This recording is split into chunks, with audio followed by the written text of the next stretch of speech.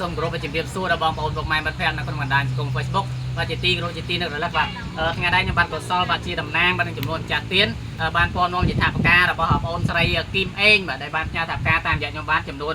40000រៀលហើយខ្ញុំបានយកមកទទួលជូនលោកយាយហើយនៅ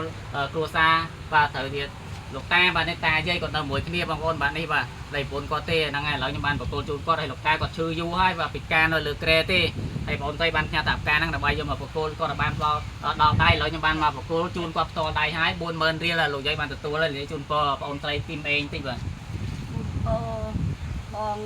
អូនស្រីមួយស្រីដែរមួយស្រីគឹមអេងដែលផ្ញើលុយយកមកជួយគ្រួសារខ្ញុំឲ្យបានសុខភាពល្អ